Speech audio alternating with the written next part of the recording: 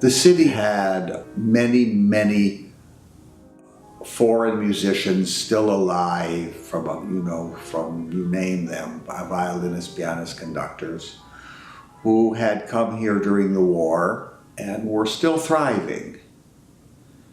And they were in their last stages of their lives. Very great conductors like Metropolis. Bernstein had proven that a highly serious musician could even be a type of crossover serious composer. There was a deeper understanding of the art of seeing through painting, which had not yet quite become the commodity where some businessman somewhere would pay $60 million for a fairly bad Blue Period Picasso. And there was dozens of pianists. A good example of the 60s and its excitement was when Horowitz returned from his retirement of 12 years.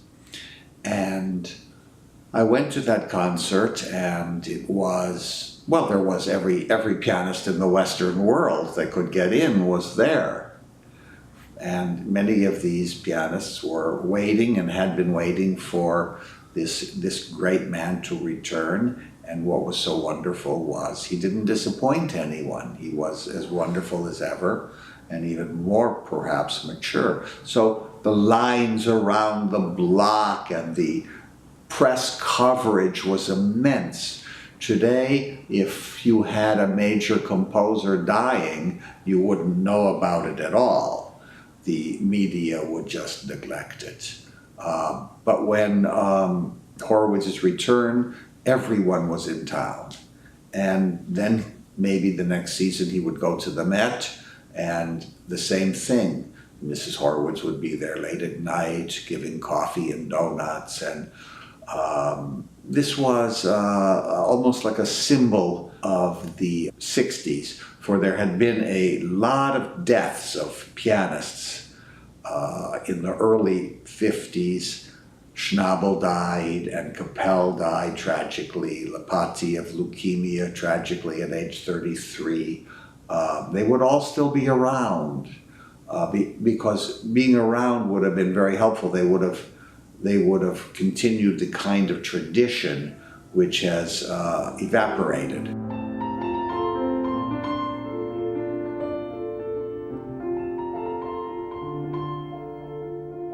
My position as music director at WNCN started at around 1967, and I would go in a cab, and you would see the cab driver with the WNCN program guide open. And this is not one time. This was a frequent thing happening.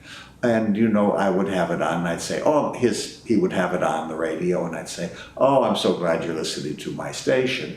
Oh, you're David Dubal. I hear your voice, da-da-da. And I love your show, and the program guide is always around me, and he knew how to take you wherever you wanted to go. You didn't have to ask 5 times, and the name was Katz or Smith or some intelligible name, and cab driving was a pleasure. Not only to say that by the way, in the 50s it was 25 cents a half a mile and a nickel every quarter mile. You could go forever.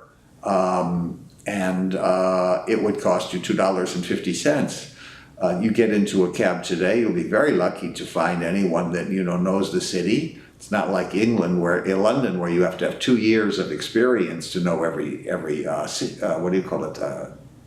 nook and cranny. So the place is slower. The traffic is slower. The people don't know how to get around, and the demographic change has been astronomical. 1965, you opened up the Immigration Act, and for the first time since 1924, and you had a flood of immigration from the Third World. or even fourth world, where, you know, people were coming to dollar land.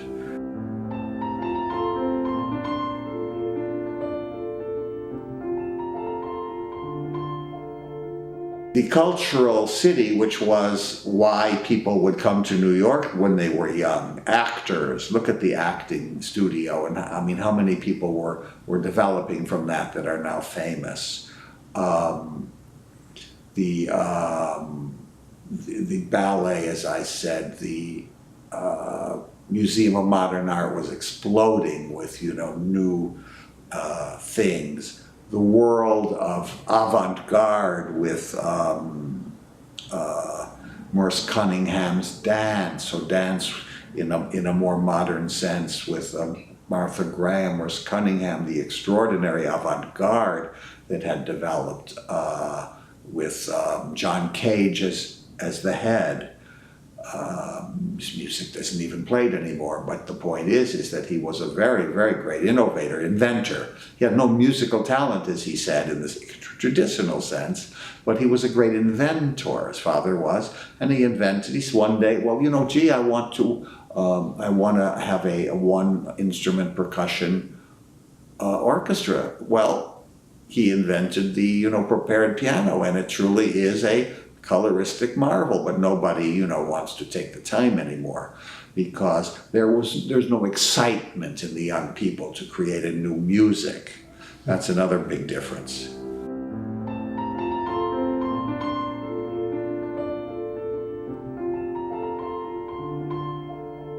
That was a fruitful time in the sense that it freed art to explore new channels. Some of them would not always be totally aesthetically productive, in my opinion. I don't think Warhol's output is worth $60 million for a Marilyn Monroe or something. But he did free certain things. He invented new kinds of a young public for an avant-garde films, and there were just so many different figures doing very, very good work here in New York, from a more populist or Freudian angle, such as, you know, Woody Allen's movies, which were a hit, to Warhol's, and you'd have 8-hour films, and people were going like crazy. It was, you know, certainly it was a freer time. The sexual revolution had opened up. The homosexual was no longer, you know, terrified to, you know, say he was that. So the closet had opened a bit, and I think that they had felt more creative. The homosexual community, which has often produced tremendous artists. Picasso, painting was doing very, very well. Then Whitney was filled, the Metropolitan was filled. Hoving had brought it into a social gathering place, you know, knowing that during the 50s there was a big doldrum, and then, you know, it started, they gathered there like crazy, and maybe they never really looked much at a painting, but, you know, at least they were there, and, you know, who knows who looked. But, you know, there was a resurgence of sculpture in the city. So we're talking about a very, very large scale movement in the arts with a lot of talented people. You know, there were things like happenings, and that was a word that was used a lot. And, you know, there was the invention, in a sense, through the happening of the performance artist, a term I can't bear. But it doesn't matter. The main issue is that there was a freedom in the air. The sexual revolution, the pill for the woman, all these things would have eventually a downside, and the sexual revolution created AIDS and created, you know, a promiscuity that women had entered now into a period of tremendous confusion, but there was also the period of high feminism. All of these produced a new kind of writing, literarily. There was a new freedom in works like Portnoy's Complaint by Roth, and then Roth continued to explore, you know, the American scene, and so many others, Saul Bellow. So we were cooking. There's no doubt about it.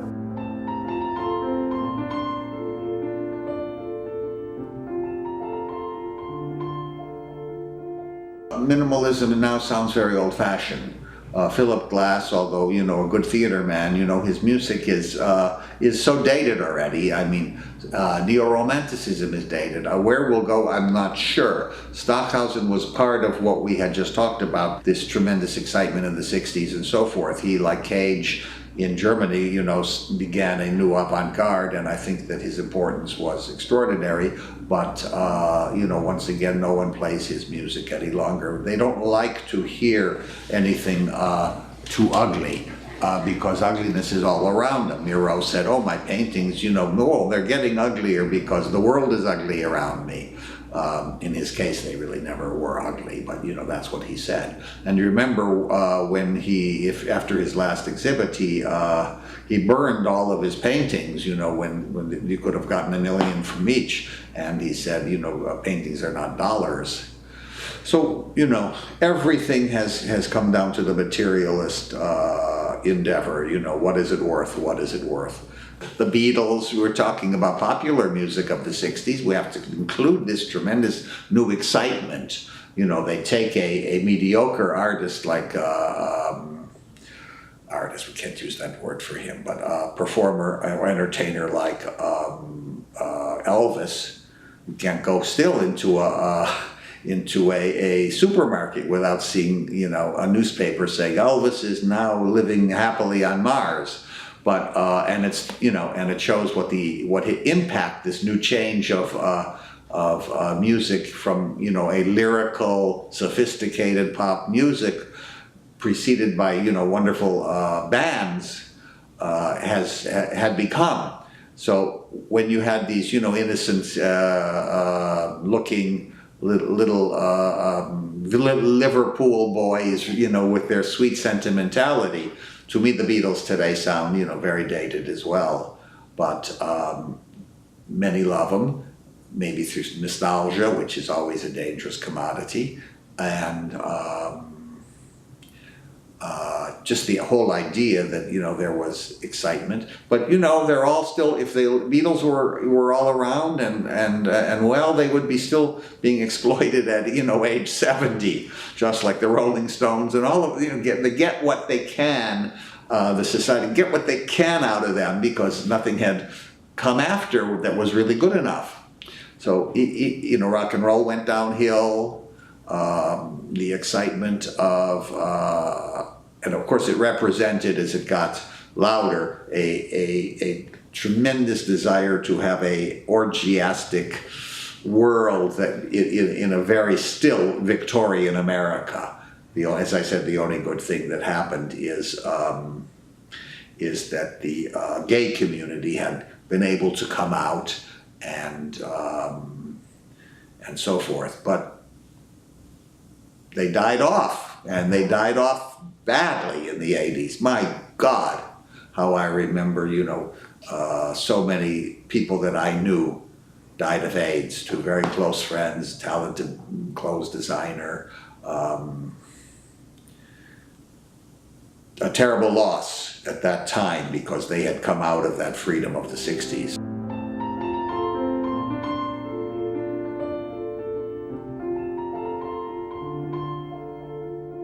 Once we talked about the idea that the teacher doesn't retire. He gets older and older, just like pianists of the 20th century lived a much longer life than any other lifespans because I call it the medical century. Horzhowski dies at 101. Horowitz said, "What do you mean 101? He's a liar. It was 108, In my book Reflections, in the third edition, or second edition, I have, in memoriam, and it's incredible. Arthur Rubinstein dying at 96, and so there was no replacement because they had taken all of the game. They had, continued playing, they had continued teaching, so a dearth of piano students had no longer these people around just in droves from every country. They died at 89, 91, they weren't dying at, maybe one was dying at 50 of AIDS or something, but it was an amazing longevity. And then bang, there's nothing left. And they were the ones that everyone would go to hear their concerts. So then you had all of these young people, jobless, still in school, living at home or with 5 or 10 roommates. I'm exaggerating, but I mean, you can't have the solitude to become an artist without having an apartment of your own or whatever. And then there's the general lack of community of the artists has been, on a downhill slope ever since. Where are you going to find a sculptor in Manhattan? I mean, there's no lofts for them. There's no studios for painters. They're lucky to use their bedroom, and put it, you can't have Jackson Pollock in 1954, getting a little place for nothing in one of the Hamptons, putting up a barn and then, dripping his paint everywhere. I mean, there's just no room. Terrible situation for the arts. Of all endeavors now, the arts are the most strained and the most tragic.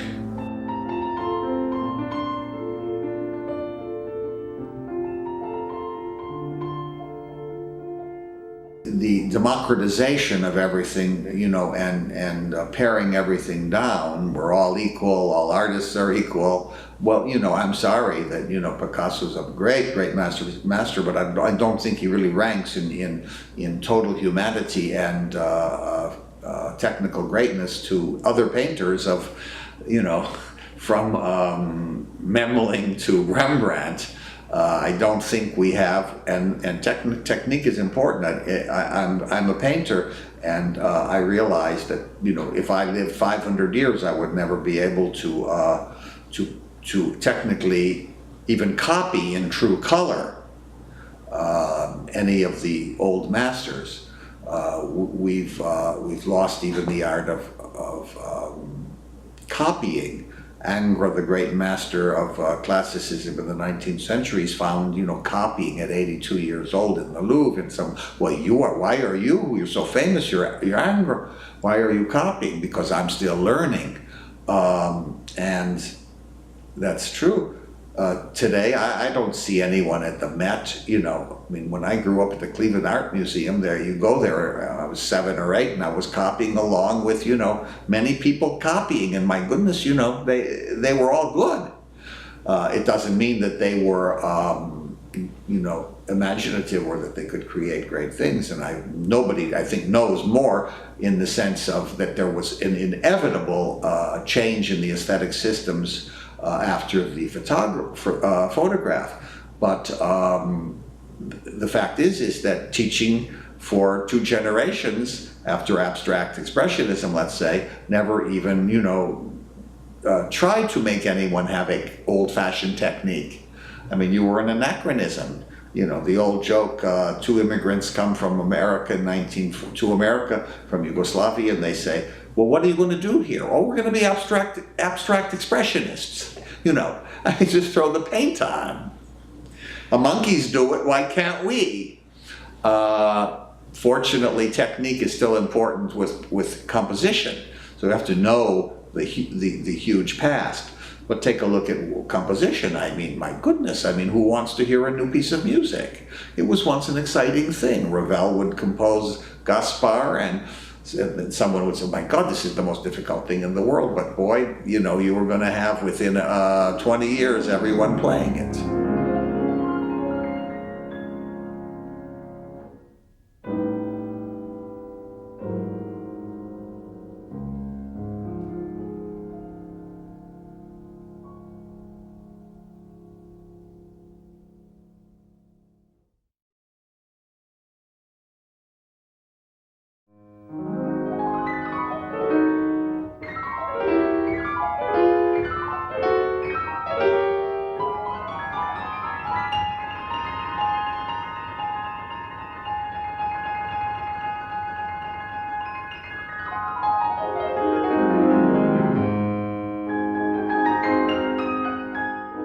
Well, there's no identity to anyone anymore, for they have become addicted to machines.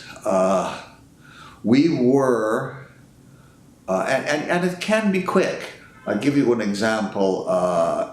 Neanderthal man lived on this planet for 200,000 years. Didn't create much, but was of a human type, and was the highest form of life. And he, Neanderthal man, he certainly had created no language or no poetry or no art. We had that 200,000 years though. Then all of a sudden, somehow, the Cro-Magnon man comes about, and he refuses, even though there is the human genetic system still in the Neanderthal man. He will not have children by them, even if they take them as slaves. They were more beautiful, and so they were intimidated, the Neanderthal man, by their higher intelligence, and here we saw something that was beautiful. Even in brutish humans, you could have an aesthetic sense, and so you had these often blonde, very tall, true prototypes of probably the Nordic Homo sapien that we have become. There are no Cro-Magnon left. We don't know how they disappeared, but it was much more, I think, of an intermarriage thing, and finally you had this new Homo sapiens. So there's an example of something dying off very quickly. And so the human that had become the Cro-Magnon, well, we're not going to evolve into a new species, but we did evolve into a new species in a certain way. And just as fast as the Homo sapien, as the Cro-Magnon took over the world, and because they all died out so suddenly that it's a mystery. How could this 200,000, they invented nothing. Some say maybe the bow and arrow, it's doubtful. The Cro-Magnon instantly does cave paintings. Your first professional artist is a cave artist. He does something by mistake one day probably. The rest of them say, oh my God, this is beautiful. Stay home, work on your colors, which by the way still exist, and we'll go out and do hunting. And it wasn't through language that this was happening. They invented painting before any kind of language. So all of a sudden, within a 20-year span, or maybe since the beginning of the great monster called television to the computer, you have a creature now that has come from, that is no longer Homo sapien to me, but Homo mechanicus, or as Erich Fromm said, the gadget men.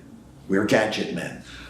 So I've lost, friend after friend to the addiction of the internet, which is so insidious. And of course the rulers knew, when I call anyone the rulers, I mean I'm talking about the ones that, made so much money that, these are the suppliers of hundreds of things we don't know, from politics to whatever. As Gore Vidal said, from cradle to grave, Americans never know who their rulers are. Your rulers are not our presidents. And that's possibly because that's possibly the reason they're so mediocre. But there is your definite ending to the human race as we know it. You can't possibly create art if you're on a computer 13 hours a day, and I can't even read anything on a screen. It's so odious to me. The idea of any machine is odious, because deep down in my artistic memory, I understand that it will take not only my time, but it will smother my creativity with literalism.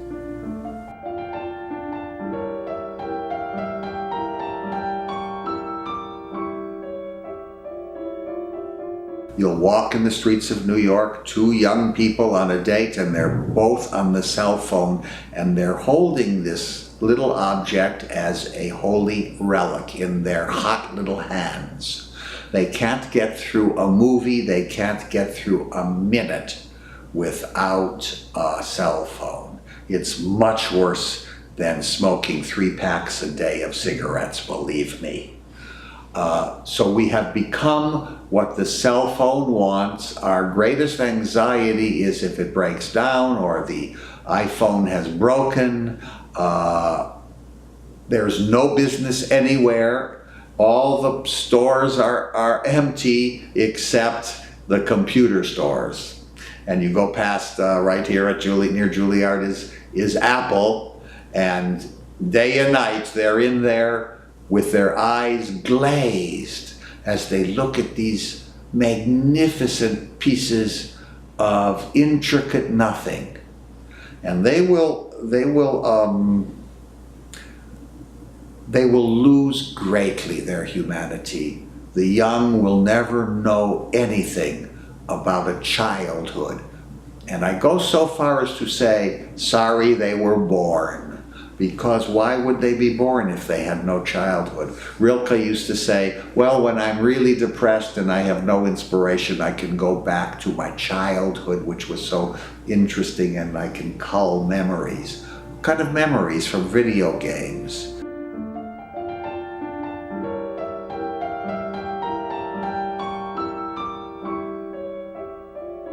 I'm writing a book of history now called Through the Years. Nobody knows anything.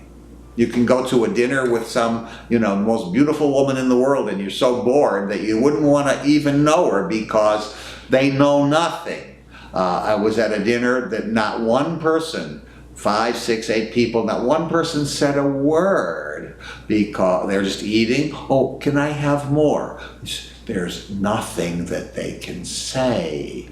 And the more the generation of people that had read a great deal and were highly educated, school systems are never going to educate anyone. It's a waste of taxpayers' money, and it's a tremendous, tremendous prison for the young until they get out. And then when they do get out, and if they're of a different, certain class of people that are able to go to colleges, which are in ill repute now. Nobody really thinks of colleges in the same way. You can have that dinner with so many people, and they have nothing to say.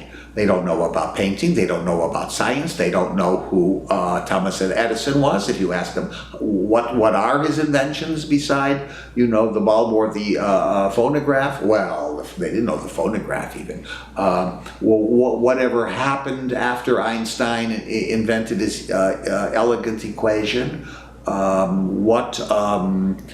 what's going on in sports except that they just love to sit in the stadium and watch these people. The passivity is awful, and yet they know nothing about the statistics of baseball, which shows a tremendous amount of fun and interest. And who is Babe Ruth? I ask my students, do you know who this face is?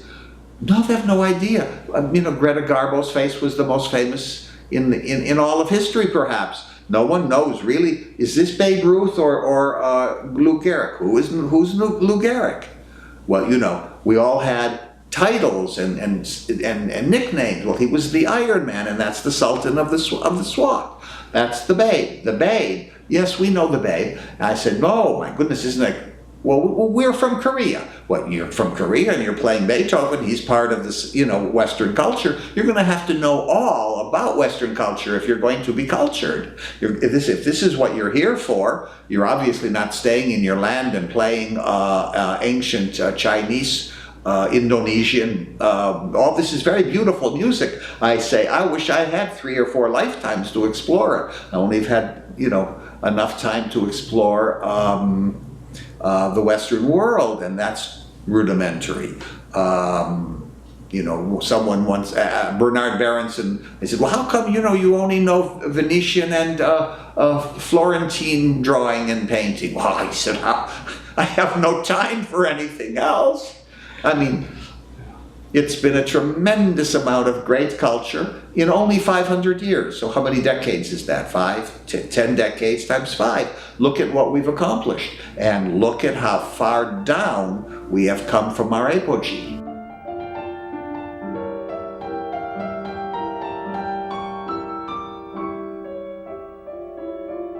what have we done since the moon? I thought we were going to explore all of space, and that my students or myself, we would go and, I'm being, metaphorically funny, but I wanted to be the first person not to get on the moon, but to be the first one to, play the piano on the moon, or give a recital.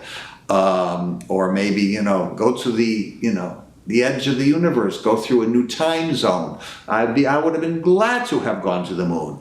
There's no adventure for most people. They don't live lives. You say, oh my goodness, is the best we have is to go buy a little more junk at Bed, Breakfast, and Beyond, or whatever the title is. More junk, more this, more that. I mean, more credit card. This is fantastic. This is your life. Once people, there's no, oh, go to this hotel. Wow. There's no surprises. There is no surprises except what nature offers us. And then all of a sudden a hurricane happens and no one even cleans it up. Okay, well, we don't care about New Orleans anymore, or, we have so many other cities. Go there now. You can't go anywhere easily because the bureaucracy and the over-organization has eaten us up. Kundera said, I once would be able to go to, the airport and go wherever I want. You can't. You have to wait, weeks to get, the proper this, get it on so-and-so.com. Whenever I hear .com.org, I'm on .com and .org, but what I'm on is one of the greatest programs in the history of the world, mine, called The Piano Matters. Everyone can hear it anytime and more than one time a week.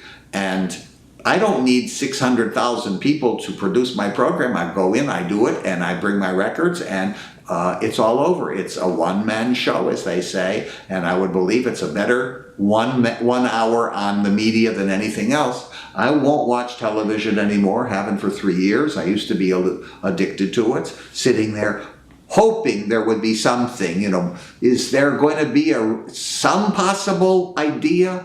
And every commercial would drive me out of my mind, Jonathan. It would kill me, because in the commercial is your art of lying. All commercials must have their lie somewhere within it. So we're not living in a time of excitement or fun. Please get me to the moon so I can, look at the earth before it, becomes an ecological nightmare. Saul Bellows said, without art, it would be the worst prophecies. These are not exactly the words. The worst prophecies of the ecologist's doom cannot be worse than a world without art. Or, as perhaps I've said to you before, Gore Vidal said it all. Yes, there's art, but there's no idea of art.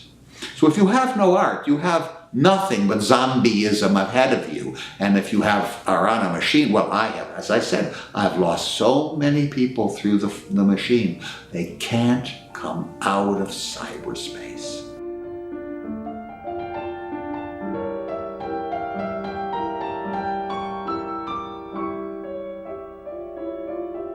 Yeah, well, it's all propaganda. Not one of these things happened when the printing press started. You had a slow flow of literacy that would, bring poetry and important things to. You're not going to print for 300 years junk or pornography. You had a lot of great stuff to do. You had to get your Gutenberg Bible out. Then you had novel of the 18th century, had its first great encyclopedias, through the enlightened philosopher, through the greatness of, amazing men, Diderot and Voltaire and so many others. And things were starting to connect. Everyone that was rich throughout Europe, they would all, buy subscriptions to this these volumes that were coming out to show you what the world was about, and that was exciting. I'm saying we don't have excitement through this undoubtedly, interesting thing that has, instead of becoming what you have said, is becoming a nightmare The identity you have is nothing more than, your Twittering, your Facebook. There's no privacy left. I mean, why would anyone want, I don't want anyone to know anything about what I do. What I do is my practicing and my painting and my teaching and my broadcasting and my writing, and the rest is my business. And I'm not interested in figuring out how to learn new things. There's nothing to learn from this. There is no information that the 10,000 books in my library, my personal library, doesn't have. It's much more fun looking for them because there's an adventure on the way, an intellectual adventure. I pick out the wrong book, open it up, and my God, something now strikes me, and I'm now reading that. In other words, there are so many things happening when you can touch something. I don't want to touch a mouse, every little person that is has created a dot and dash can have their, 5 seconds of fame on Wikipedia. And I don't really see, as I've looked at Google many a times, and I'm certainly on all of that stuff. I mean, my name is there. I've never looked at it, never cared, don't care about it. I don't care about, the reviews of my book and letting the common man, so to speak, this who is not really an educated critic, say, oh, how I hate this book or how I love this book. It doesn't matter to me. What mattered was that I wrote this book, and I had a tremendous amount of work in there that made me alive.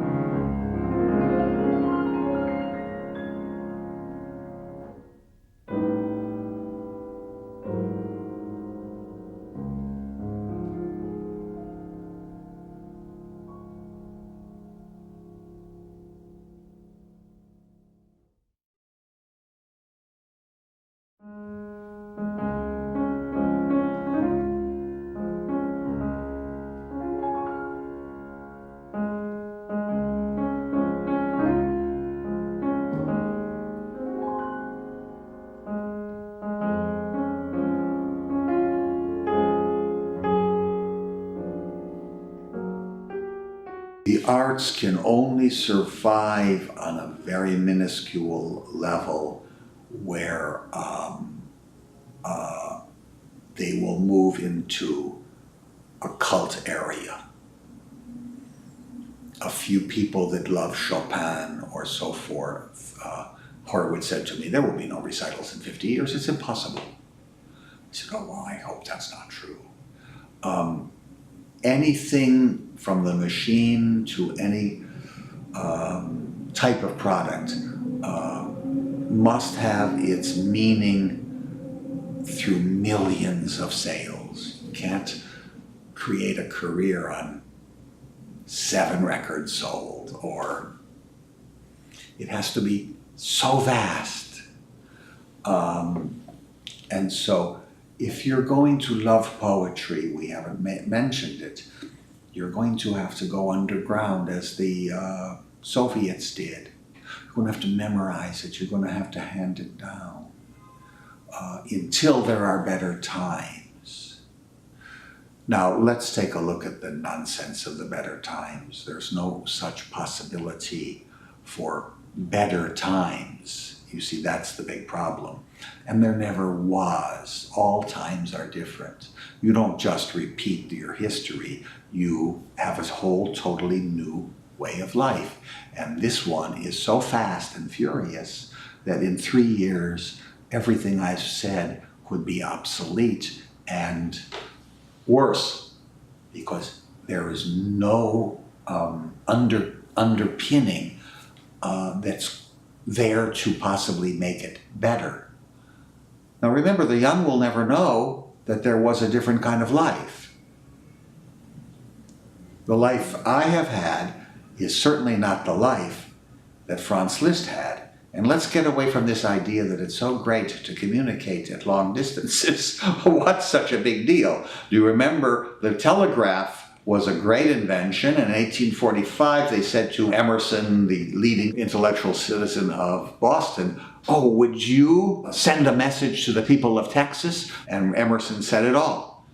"Well, I don't think I'd like to, because I don't know anyone in Texas."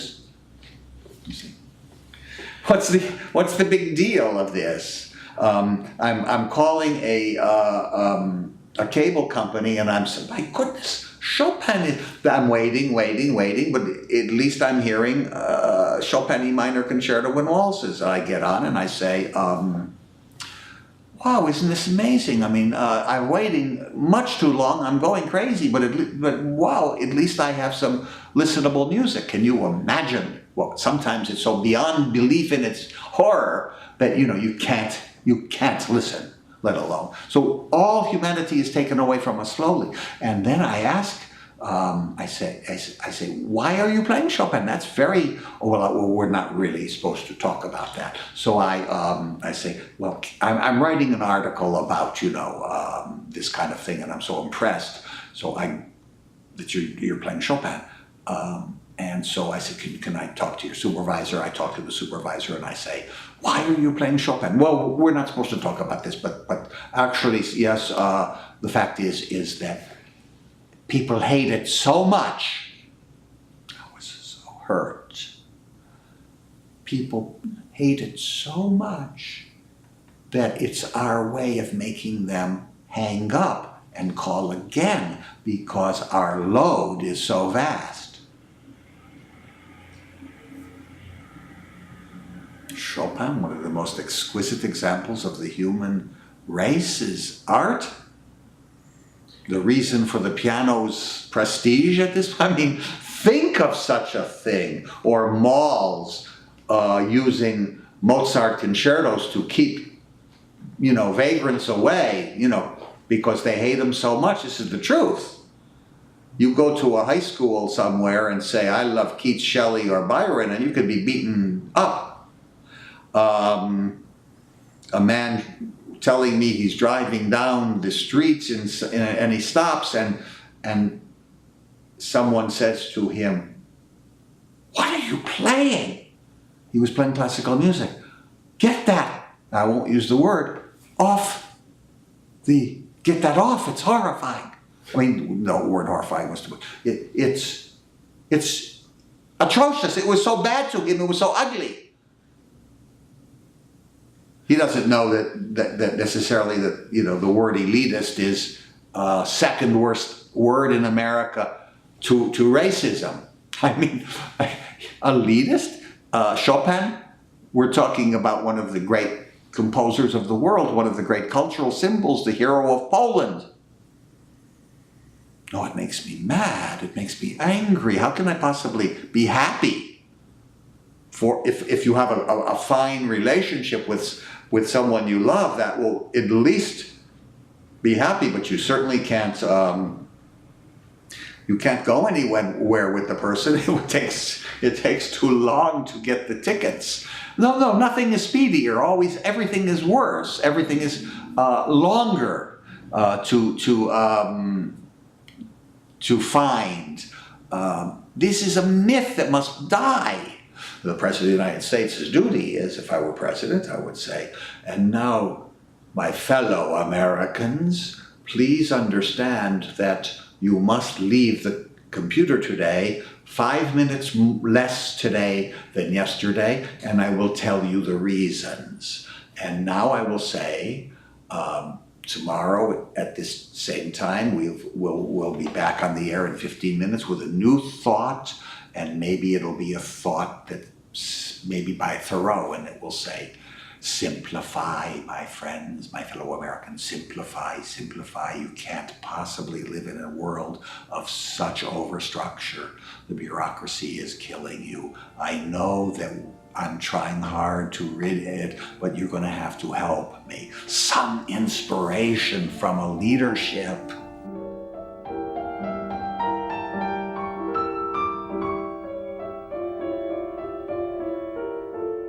Well, we were doing that in the 60s a little bit, you would try this, you would do that.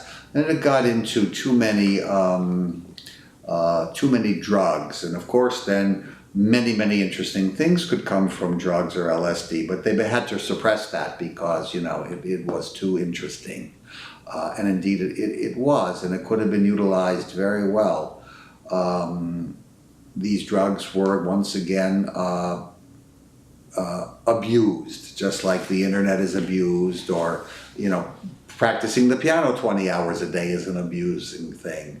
You can't overdo something, and you can't think that any specific thing is a miracle, for nothing is a miracle. The miracle is you handling your 24 hours a day. Time not only is of the essence, time is one of the most interesting things we can work with. We were talking about Schubert living 31, Beethoven 57. These people are not living that age. It would take 500,000 years to write all of Beethoven's or Bach's music. So they're living in a different time zone. We can achieve these things too if we start, you know, experimenting. And certainly it doesn't need drugs. It needs to go inside yourself, to meditate, to have an environment that's noiseless, that is not going to harm you, that you don't have people around you that are miserable in miseries, that you see beauty enough, and most of all, that you don't have the consumer ethic, but the work ethic to play it yourself. And I'm not talking about the inanity of the Protestant work ethic, where you're working every second of your life because, you know, if you're not, it's a sin. There are no sins. Heaven is right here in your psyche. Heaven is the heavenly melody of Schubert. We have to start realizing that it is right here and now, and we have to live in not the fantasy of a future or the nostalgia or the editing we do of a past, but in a passionate moment where we are at work. And that work can be many things. It can be jogging, but you notice that joggers like it because they think, isn't jogging wonderful? But what's happening is the oxygen is dulling their brain. So you have to know that golden Greek rule of moderation. It really does, it does exist. You can't drink a bottle of vodka and, you know, still function well. Well, you know, there's nothing wrong with one glass, or depending on your capacity, but we are a culture of, please, let's get it over with. I want to be drunk, I want to be this, I want to be high, I want to be this, and on and on. So the counter aspect is the society that says, oh my goodness, we have to be careful. What if we as a civilization collapse because, you know, we're feeling too good? Freud in his Civilization and Discontent explains so much. Everyone in the world should read that tiny little book. It's like a little Bible.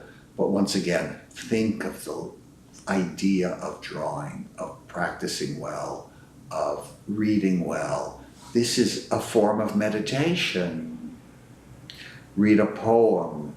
There's no, you know, I don't understand poetry. Well, there's nothing to understand. It is not exactly supposed to be explicit, you know, it's supposed to be interpretive. Have you ever heard the great poets? We think that only music is the language of interpretation, but unfortunately we don't know that each poet has their own way of reading a piece of poetry, which will be so different, just like the pianist, or in fact much more so, because there's more scope. And do you ever hear these great poets, starting from Tennyson? There's a recording of Tennyson himself, born in 1809. You know that the year 1809 produces Gogol, Tennyson, Gladstone, Lincoln, Mendelssohn. Think of what these people represent. A whole life of the 19th century, just in 5, 6, 8 people. So we have to, I think, dig into them and find out what makes them tick. Better read a biography of these people. Wow, maybe 10 biographies. But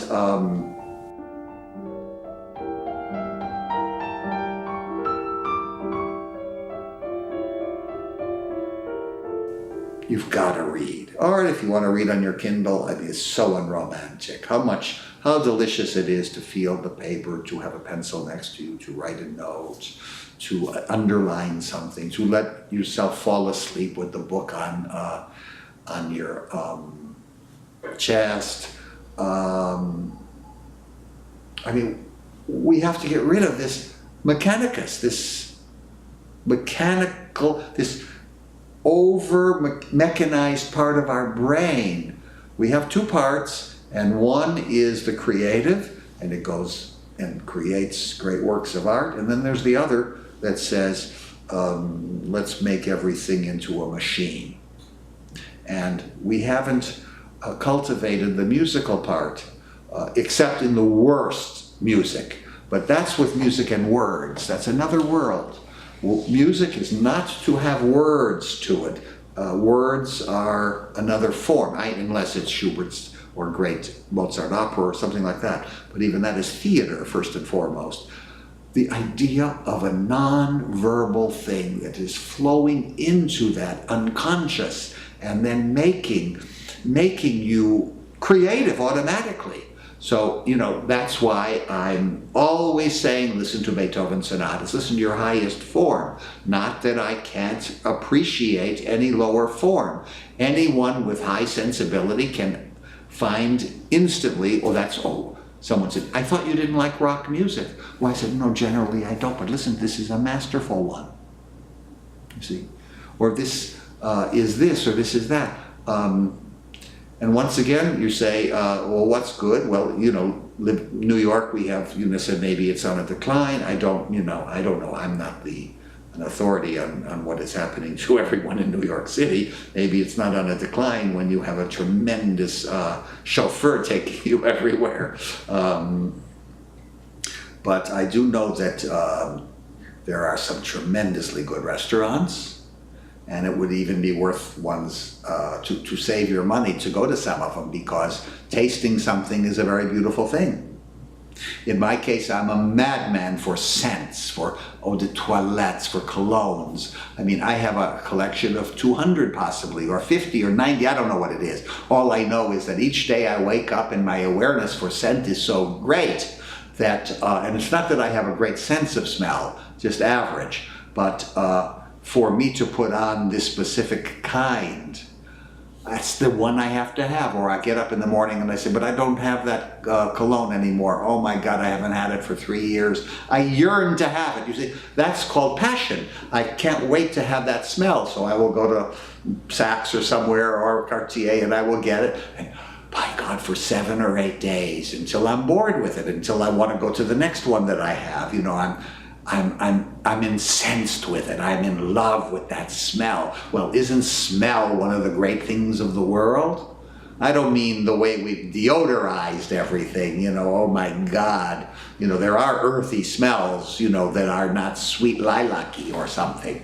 But I mean, what a delicious thing to shave and then put, So, I'm not unhappy in the sense of, my God, if I can smell that. And, probably if I were very poor, I would just be able to have a little time. I'd watch it very carefully and, not use it every day, but knowing it's there would help me. There's so many ways of judging and seeing life. Life is, manifold. But I'm always scared of the warlords and the nuclear bomb, because the minute that was thrown on Hiroshima, that was the end of a certain creativity. We became truly blocked through fear. Fear will block us.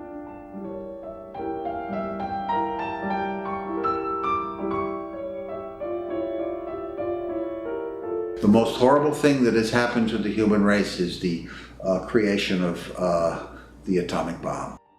From the Wright brothers, 5-8 seconds at Kitty Hawk, to the moon, that's all great, but the dark side is it gave us the plane to terrorize and use that atomic bomb. And I would have said no airplanes, no invention of airplanes, because the terror that has come from the sky is too much. You know, we didn't necessarily have to bomb Hiroshima. Forget the propaganda of why, you know, the day before we, firebombed Hiroshima and, 100,000 were dead. 100,000 though went in 7 seconds. That's vaporization. That's just too horrible. Forgetting who did survive. This crushed the human spirit and crushed creativity. The idea of war was even once romantic. It was certainly personalized. You get up to someone and, my God, you see their eyes as you're killing them. It's horrifying. But, it was a deadly human experience. Now what, you put a computer down and, there's the bomb goes right off, and this is not war. This is, again, machine destroying things.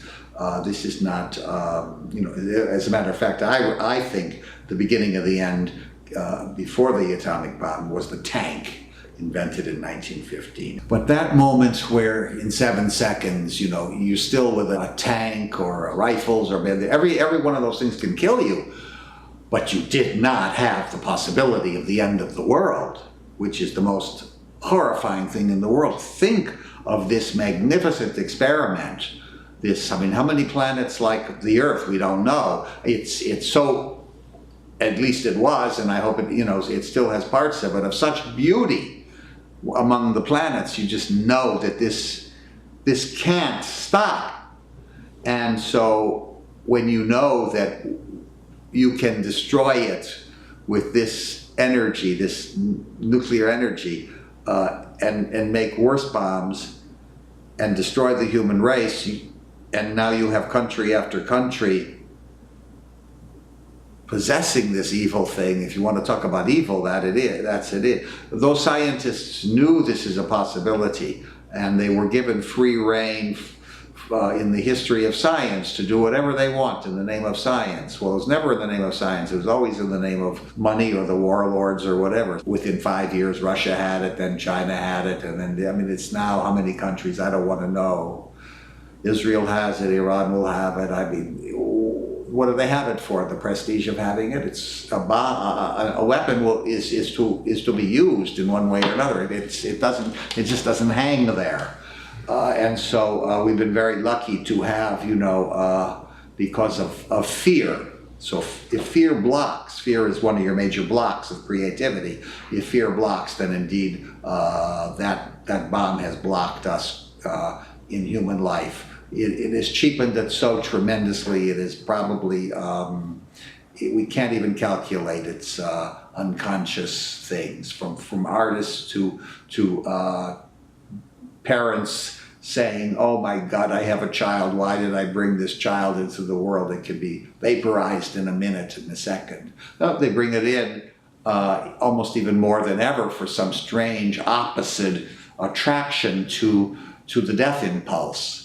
And that death impulse is very real, certainly in our time. Eros is not doing well, but Thanatos is doing very well, the Greek opposite, and we all have the death impulse in us, and next to the life impulse. We are either biophiles or, like Hitler, necrophiles. He's the greatest example of it, and always a coward. They're always a coward. To be a true biophile, to live with the desire to be fully human, is very difficult in an age where one little button, again a machine, can kill us all and vaporize all of this. And that means that our super gods, our heroes like Leonardo and Rembrandt and Bach and Dürer and all these great creators, Shakespeare, Harold Bloom calls him really the creator of the human race.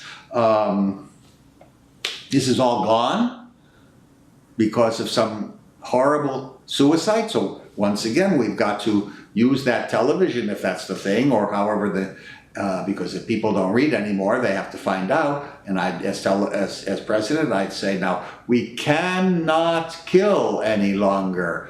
Forget the amendment that no one has ever cared about, thou shalt not kill. We can't kill because we will not even have anything. It's over. Well, I can't stand the idea that this great experiment is over.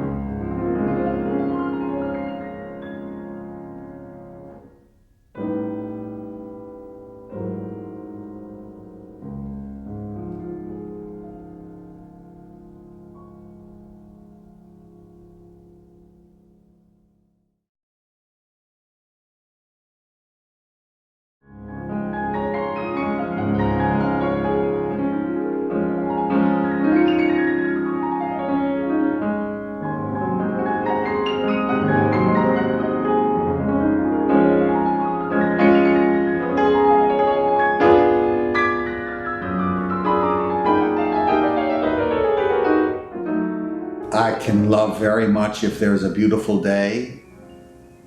I hope there'll be a lot of them left. The sky can be so beautiful at times, different color blues. I think we have to learn to differentiate. There's so many blue skies, so many in each country. The sky is different.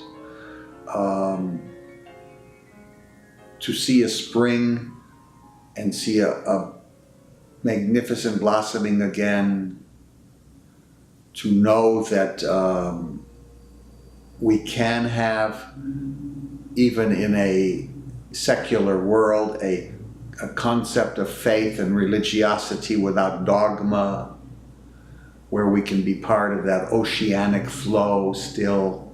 Happens less and less. Freud talked about that oceanic feeling.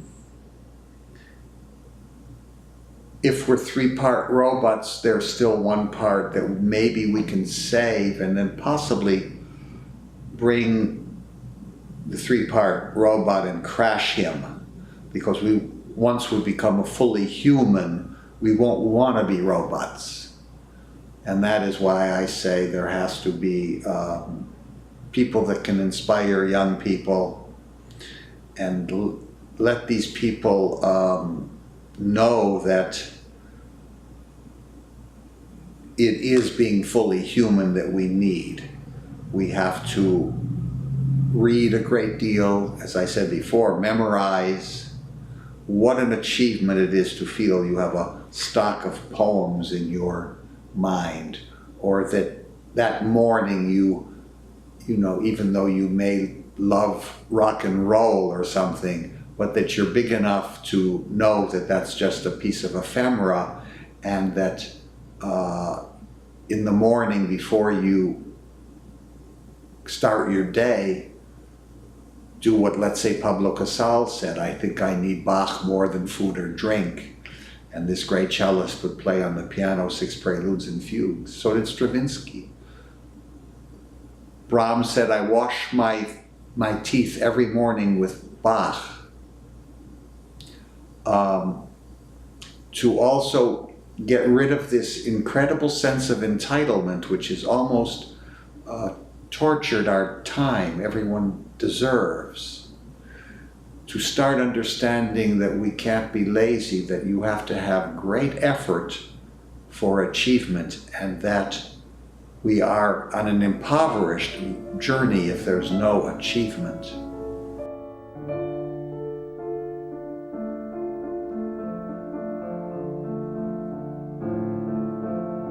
There are so many wonderful things we can do by ourselves psychologically to build ourselves up.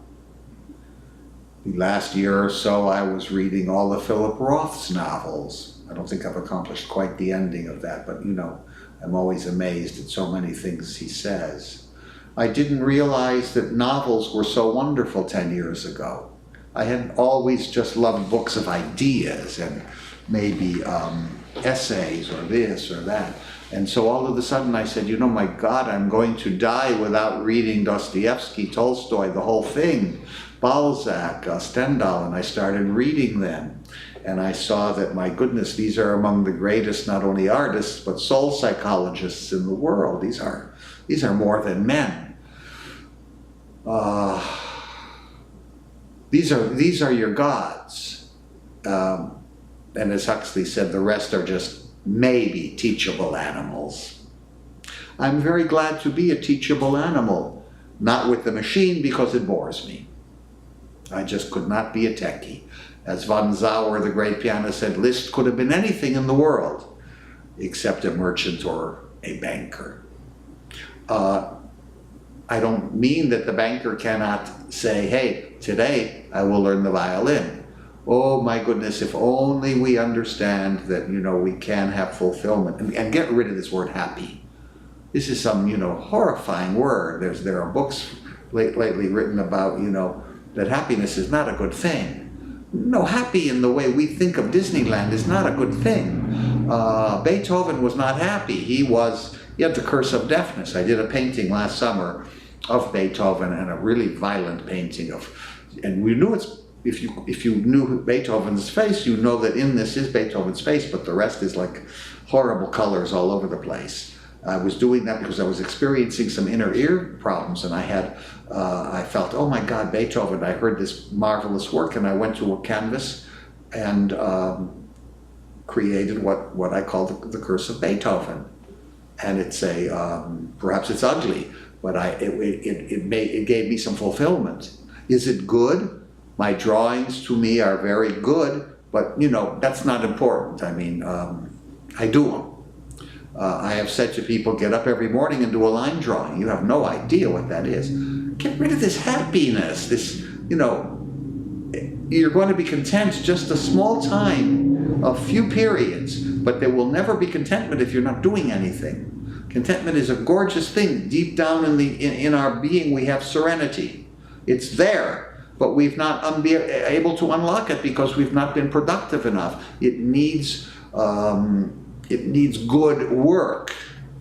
It needs not to be impoverished. So, let's get a better world. Let's be disciplined. Let's not drive the car all day long. Let's not have 7 children who will demand 14 country houses. Let's do something for the ecology. Let's not just do the lip service. Don't have those extra children.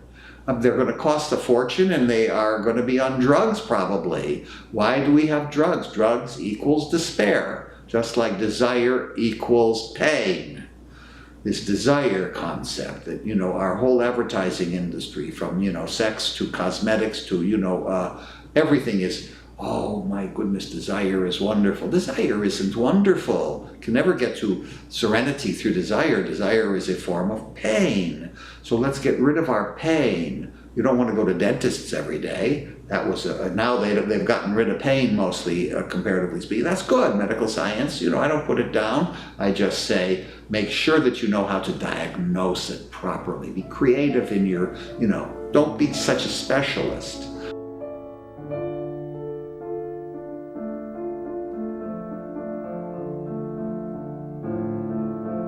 People had their personal identities through their handwriting. Well, my handwriting is gorgeous when I want it to be, and it usually, I love it. I don't have to spell.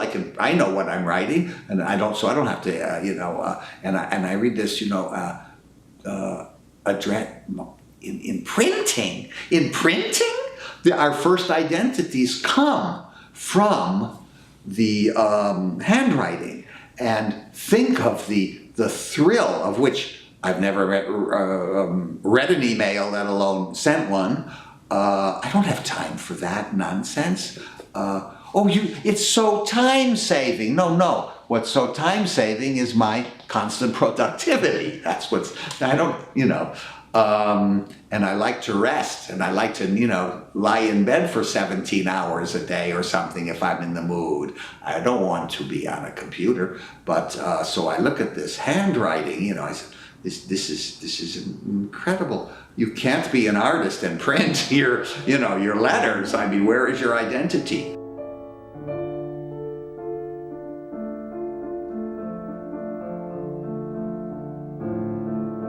One of the things in the future will be the constant surveillance that we are under every minute, because we're going to have to control the human race's population. And if we're not going to do it through actual less procreation, we're going to have to do it through watching everyone carefully, very carefully. that will be coming, and no one is objecting to anything. You know, if I have to take my shoes off at an airport, I want to die. I can't stand it, and I don't want anyone touching anything of mine, and I don't want to, I don't want to bend down. It hurts my spine. And I don't want to get on a plane with, every seat packed every minute and no possible way to go without stopping anymore. And you ask about, isn't it great? I don't want to talk to anyone in India. I can't understand their talk English. I can't, and I'm no racist, and I'm no this, and I'm no that. I couldn't care less, if a human being wants to marry a turtle. If you want to get married, same sex, what is it called? Same sex marriage. I mean, why would you want to get married? I mean, that was, the value of what you were. You didn't have to do that. Oh, now you want to have children too? Oh, you don't know what you're in for then. You better live in a different economy now than we do, because you can't possibly afford a child. And if you do, you can't possibly let them go to what we call public schools. So I would say nothing is really making it a better world, but we surely better make certain that we stop this automobile stuff, because, there are going to be another 200 million automobiles in China. That's a lot of pollution. We have pollution here beyond belief. New York has improved the pollution, comparatively speaking, compared to the 70s. Was literally, the sky was orange every night from the Bayonne, New Jersey, and all of the other places that are around here that were industrial cities.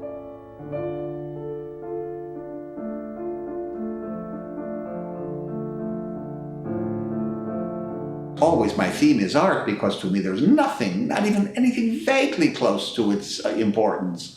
Then I can't bear that thought that a future generation will not have Beethoven. My death has no meaning. I don't want to die, but I'm saying to think that there will be no one after me that will be able to love Beethoven, maybe way beyond my ability to love Beethoven, is just true suicide. And this suicidal impulse is being let out terribly with, again, no teachers of inspiration. You're not going to find them in colleges anymore with, syllabuses. I mean, we're not going to find them in the fake religions that we've invented. We have to have true spiritual men who have great power. We're going to have it in our presidents, who, spend the next 4 years, consolidating their power or something, or they leave legacies? Please. The legacy of Leonardo is what I'm interested in. And I don't want money to be the guiding force of anyone's life, because it really is the root of all evil. It really does get you. It's like the person that, has, $1 in the bank. Oh, so happy, nothing to lose. I mean, I have nothing. All of a sudden, they get $100,000 by some, gift. All of a sudden, they're different people. Oh my God, I have to protect that money. Protect that money. That money is to be spent like life. Life is to be spent. It's an energy system.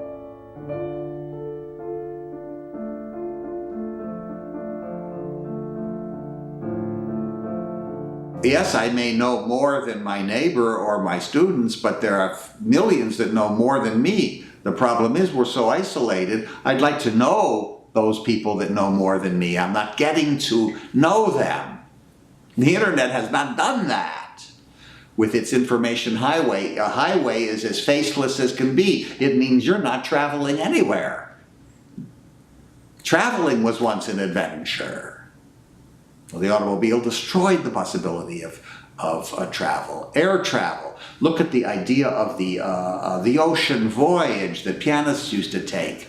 Oh my God, they had poker, they had this, they had that, they had romances. Where is romances between young people? You open the door for a young woman and, I can do that, I can do that. You know, you can't have chivalry, you can't have anything left, you know. So how can you be happy if you have a world that is at all times at your neck in all ways? So if you say, you know, what makes me happy? The only thing that makes me happy is when I can find people that know something and can stimulate me. We're not living alone. We can't live on the proverbial island. So I can't be happy and I walk out on the street and I'm confronted with someone, trust me, no problem, love ya, the vocabulary of an idiot.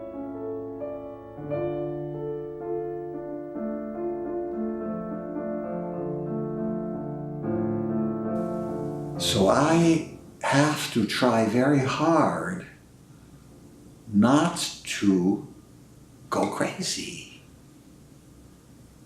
You know how many people have gone crazy? The sensitive are out of their minds with insanity. That's your biggest problem too, emotionally. So the isolation, the lack of knowledge, the lack of sensitivity, the lack of manners. When I walked in here, I said I just gave a great tip to a cab driver. Didn't even think of saying thank you to me.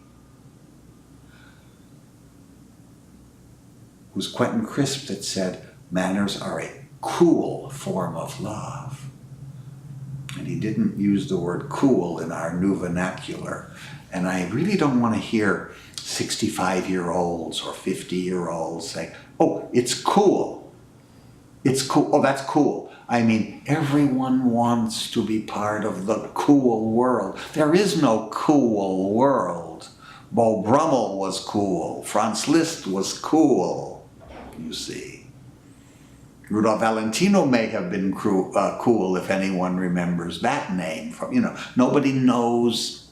I mean, Stuart Granger was cool. Do you remember when Hollywood, you know, every single person had a voice so distinctive that, you know, you didn't have to see them. You knew that was Humphrey Bogart. You knew that was Stuart Granger. You knew that was Olivier. I mean, you couldn't just become a movie star because you were pretty. You had to be created. You had to be made into an artistic whole, even though you were there as a piece of meat to be sold. But at least the packaging came out fabulously.